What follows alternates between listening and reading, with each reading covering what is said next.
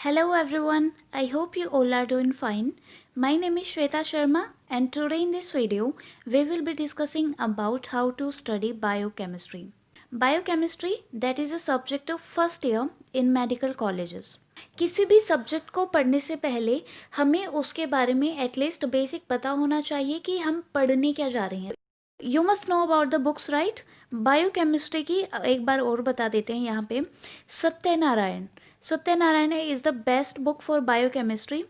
उसके अलावा वासुदेवन भी आप ले सकते हैं, बहुत अच्छी बुक्स होती हैं ये दोनों. How to study physiology and anatomy, इन पे I have already uploaded the video. So today we are going to discuss how to study biochemistry. See bio, आप इनके नाम को एक बार ब्रेक करके देखिए. Bio that means living, right? And chemistry that means chemicals. So in this subject we study about the chemicals which are present in the living organisms. तो अब ये बताओ, जो लिविंग ऑर्गेनिजम्स यानी कि हमारे अंदर क्या क्या केमिकल्स होते हैं देखते हैं. Carbohydrates, then lipids, proteins, along with that vitamins, minerals and enzymes या फिर कैटलिस्ट भी हम कह सकते हैं. So all these are the chemicals which are present in the living organisms. So we study in biochemistry about all these things only. Okay, हम केवल और केवल बायोकेमिस्ट्री में इन्हीं सब के बारे में पढ़ते हैं. क्या क्या पढ़ते हैं? एक तो इन सभी की डेफिनेशन, सेकंड इन सभी के फर्दर क्लासिफिकेशन, थर्ड इन सभी का कैसे कैसे मेटाबॉलिज्म होता है, फोर्थ इन सभी की कितनी कितनी हमारी बॉडी में क्वांटिटी होती है, सिक्स्थ अगर हमारी बॉडी में इन सभी की कमी हो जाती है that means deficiency. If any of these things become deficient in our body then what will be happen. Next point, अगर इनमें से कोई भी चीज़ हमारी बॉडी में जितनी इनकी नॉर्मल रिक्वायरमेंट होती है उससे ज़्यादा हो जाएगी तब क्या होगा. ऑलराइट, तो केवल यही बातें हम बायोकेमिस्ट्री में पढ़ते हैं. तो चलिए वन बाय वन हम एक बार डिस्कस करते हैं. तो अब यहाँ पे देखिए बायोकेमिस्ट्री एंड न्यूट्रिशन. इसमें सबसे पहले bio organic molecules. Bio organic, see organic में क्या क्या आते हैं? Carbohydrates, proteins and lipids. यहाँ पे एक और बात ये ध्यान रखने की है. एंड इनऑर्गेनिक में क्या क्या आते हैं? Vitamins and minerals. ऑलराइट, तो यहाँ पे हम देखते हैं bio molecules, chemistry of bio organic molecules, जिसमें सबसे पहले है कार्बोहाइड्रेट्स. कार्बोहाइड्रेट्स में सबसे पहले आप इसकी डेफिनेशन लिखेंगे. वैसे अगर आपको पता होगा कार्बोहाइड्रेट्स किस किस के बने होते हैं? Carbon, hydrogen and oxygen, right. उसके बाद इनके बायोलॉजिकल इंपॉर्टेंस क्या क्या होती है and their classification. Okay, then monosaccharide, disaccharide and polysaccharide.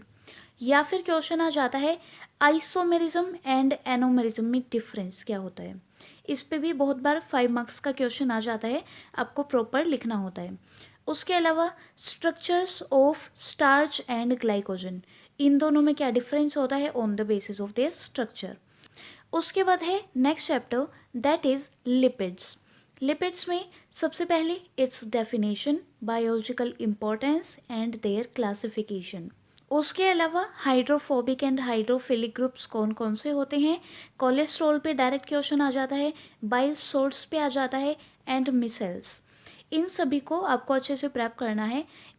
Yes, you have already studied all these things in chemistry in 11th and 12th, but यहाँ पे भी आपको अच्छे से इनको पढ़ना है.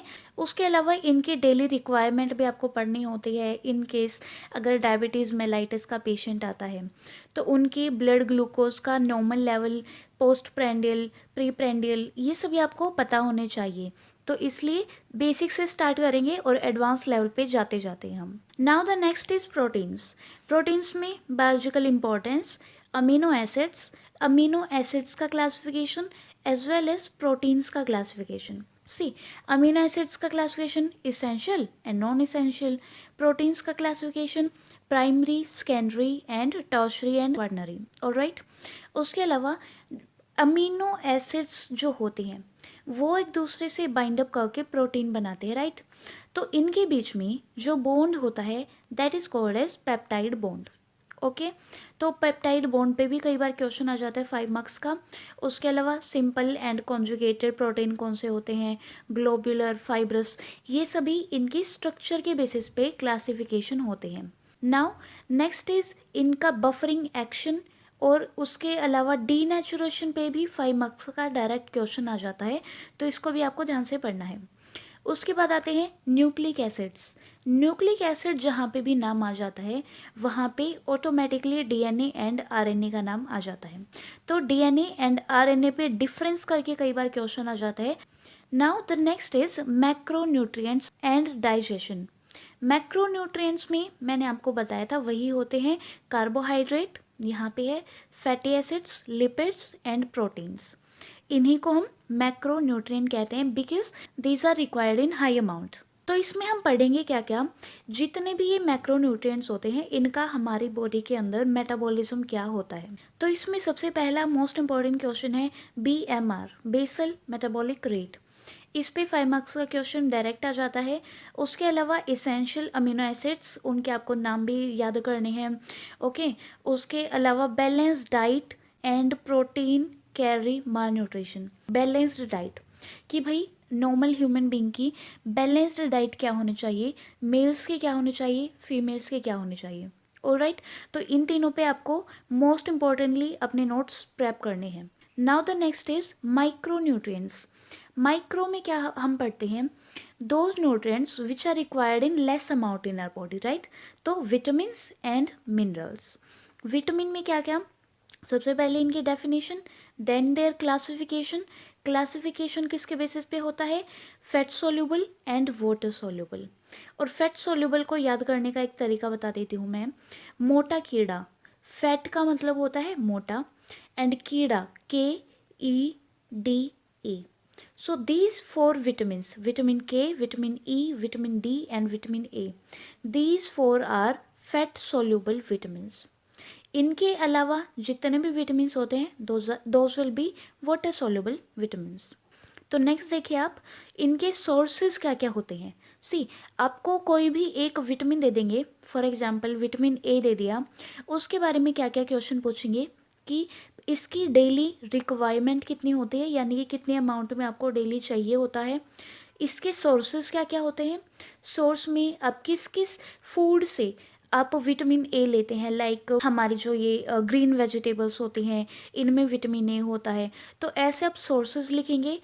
उसके बाद डिफिशियंसी सिम्टम्स, यानी कि विटामिन ए की कमी हो जाती है, डिफिशियंसी जब हो जाती है तो उसके क्या क्या सिम्टम आते हैं। विटामिन ए की कमी से क्या होता है, जीरोप्थेल्मिया एंड कलर ब्लाइंडनेस। तो ये बातें आपको डिफिशियंसी सिम्टम्स में लिखने होते हैं। तो ऐसे ही कोई भी आपको विटामिन दे दिया जाता है, vitamin D is very important. Vitamin D से रिलेटेड एक और इम्पॉर्टेंट क्वेश्चन बनता है, इसका रोल होता है कैल्शियम मेटाबॉलिज्म में, किसका, विटामिन डी का। ठीक है, तो इसमें आपको विटामिन डी का जो मेटाबॉलिज्म होता है, कैल्शियम मेटाबॉलिज्म, उसमें क्या यूज़ होता है विटामिन डी का, ये आपको प्रॉपर साइकिल बनाना होता है। उसके अलावा विटामिन ए में आपको विजुअल प्रोसेस में इसको इंक्लूड करना होता है, यानी कि इसका यूज़ क्या होता है विजुअल में। ऑलराइट, विटामिन ई, विटामिन के, ये सभी आपके बहुत इंपॉर्टेंट क्वेश्चन बन जाते हैं। उसी के अलावा anti vitamins and hyper vitaminosis. Hyper vitaminosis यानी कि विटामिन्स जब ज़्यादा अमाउंट में हो जाते तब क्या होगा। ओके, उसके अलावा नेक्स्ट है मिनरल्स। विटामिन हमने पढ़ लिया, नाउ मिनरल्स।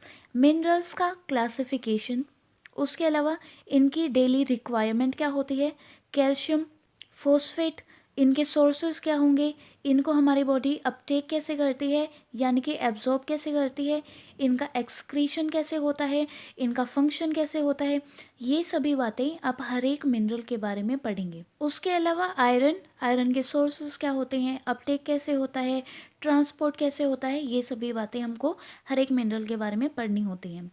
उसके अलावा हीम, हीम किस में यूज़ होता है, हीमोग्लोबिन बनाने में, राइट। उसके अलावा इनकी डिफिशियंसी वगैरह, आयोडीन भी आ जाता है इसी में। आयोडीन किस में होता है? थायराइड में जो थायरोक्सिन होता है, थायरोक्सिन बनाने में काम आता है, राइट। तो इसलिए हम इनको पढ़ते हैं। उसके अलावा फ्लोराइड, फ्लोराइड के फंक्शन क्या होते हैं, इनकी डिफिशियंसी से क्या होता है, यही सभी बातें हमको हर एक मिनरल के बारे में पढ़नी होती हैं। Now the next is energy metabolism, यानी कि एनर्जी के लिए क्या क्या हमारी बॉडी में मेटाबॉलिज्म होते हैं जिनसे एनर्जी रिलीज होती है। तो सबसे पहली बात आती है एनर्जी किस फॉर्म में हमारी बॉडी में होती है, एटीपी की फॉर्म में, राइट। तो सबसे पहले हमको glycolysis, pyruvate oxidation and citric acid cycle, TC cycle जिसे हम कहते हैं, ये सभी आपको अच्छे से पढ़ना है। ये साइकिल आपको याद करना है क्योंकि 5 मार्क्स के लिए बहुत इंपॉर्टेंट क्वेश्चन होते हैं ये।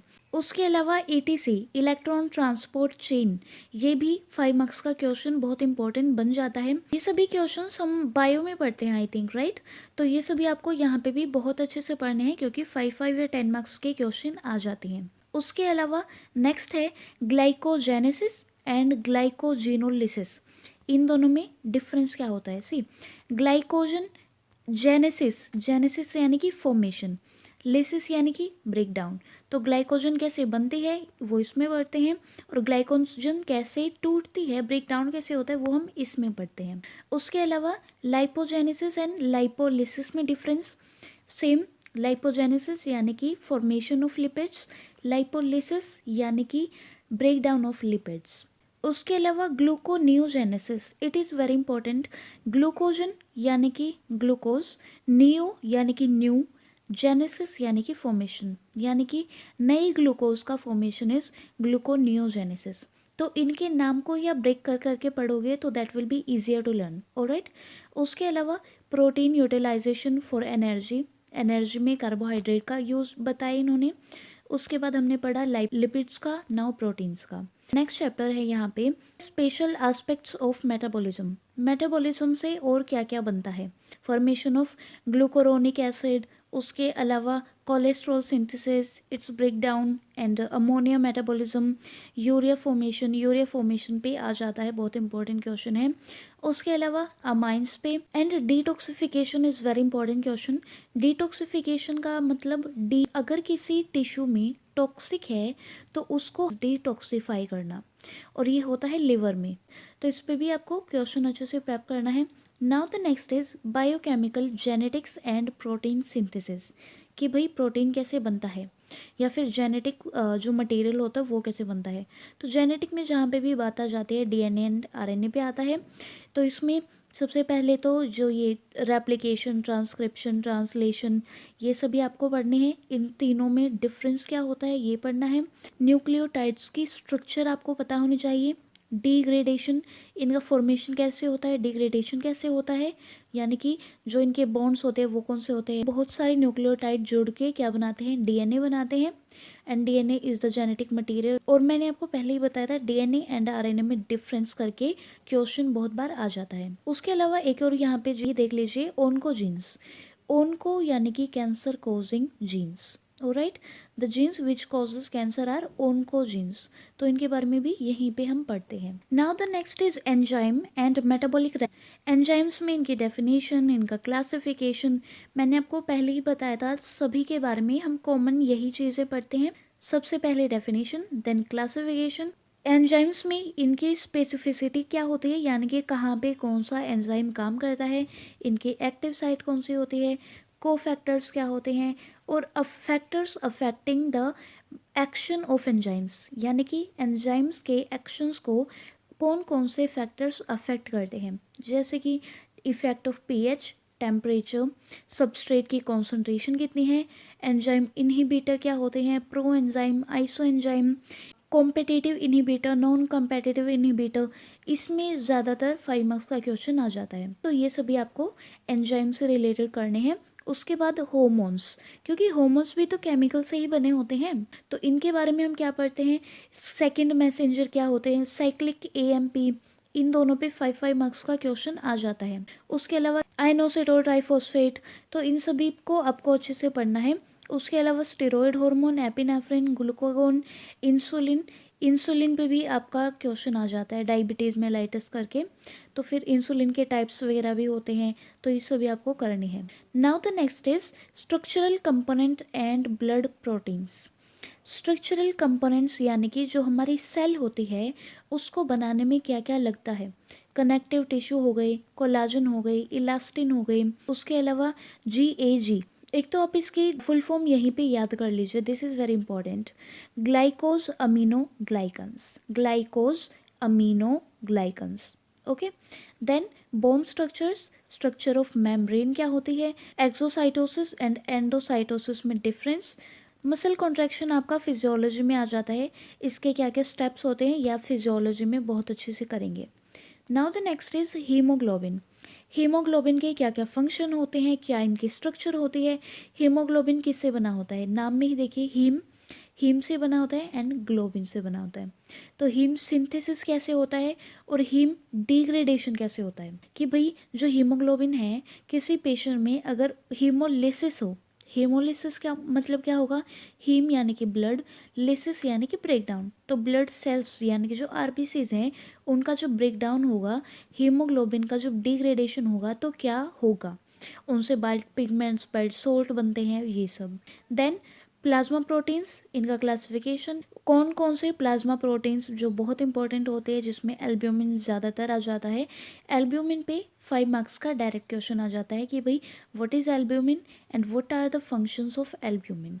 ओके, सो ऐसे ही क्वेश्चन आपको फ्रेम करने हैं और ऐसे ही आपको पढ़ना है। Now the last is medical biochemistry. अब आता है आपका असली मेडिकल वाला फील्ड, क्योंकि इसमें आपका क्लिनिकल वर्क आ जाता है। फॉर एग्जांपल अगर आप कोई पेशेंट आता है ट्रीटमेंट के लिए, तो उससे पहले आप सभी बातें पूछोगे कि आपको कोई और बीमारी है। तो अगर आपको पेशेंट बताता है कि मुझे डायबिटीज़ है, तो आप सबसे पहले उनसे उनकी रिपोर्ट पूछेंगे कि भाई आपका जो ब्लड ग्लूकोज लेवल है वो कितना है। तो यहाँ पे आपको वो सब पढ़ना होता है ताकि आप आगे जाके रिपोर्ट्स जो होती हैं उनको प्रॉपर चेक कर सको। तो यहाँ पे नॉर्मल ब्लड ग्लूकोज लेवल आपको पता होना चाहिए। डायबिटीज़ मेलाइटिस पे डायरेक्ट 5 मार्क्स का क्वेश्चन बहुत इंपॉर्टेंट है। डायबिटीज़ मेलाइटिस कितने तरह का होता है, insulin dependent, IDDM and non insulin dependent, type 1, type 2। तो डायबिटीज़ मेलाइटिस क्या होता है, इसके टाइप्स क्यों होता है, इसके क्या क्या सिम्टम्स होते हैं, सभी बातें आपको पता होनी चाहिए। उसके अलावा ग्लाइसेमिक स्टेटस क्या क्या होता है, हाइपरथायरॉयडिज्म यानी कि थायराइड के पेशेंट हैं उनमें T3, T4, TSH इनके लेवल्स आपको पता होनी चाहिए, राइट। तो हाइपर का मतलब ज़्यादा, हाइपो का मतलब कम। तो जिन पेशेंट में थायरॉयडिज्म T3, T4 हार्मोन ज़्यादा होते हैं उनको हम कहते हैं हाइपरथायरॉयडिज्म। जिनमें ये हार्मोन कम होते हैं उनको हम कहते हैं hypothyroidism. Okay, now the next is jaundice. Jaundice पे भी बहुत इंपॉर्टेंट क्वेश्चन आ जाता है, जॉन्डिस क्या होता है, इसका क्लासिफिकेशन। ओके, सो इस पे भी आपको बहुत अच्छे से याद करना है। LFT liver function test, KFT kidney function test, कहाँ पे है ये रहा, किडनी फंक्शन टेस्ट, तो ये सभी आपको पता होने चाहिए। एंड एसिड बेस बैलेंस, ये सभी क्वेश्चन आपके बायोकेमिस्ट्री में इंक्लूड होते हैं। और हाँ, केवल इतना ही सिलेबस है आपका बायोकेमिस्ट्री का। इसको अगर आप सोचते रहेंगे कि हाँ कब पढ़ूँ कैसे पढ़ूँ, तो आपको बहुत कॉम्प्लेक्स लगेगा।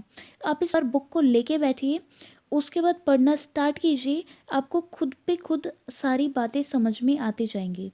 So yes, this was all about today's video.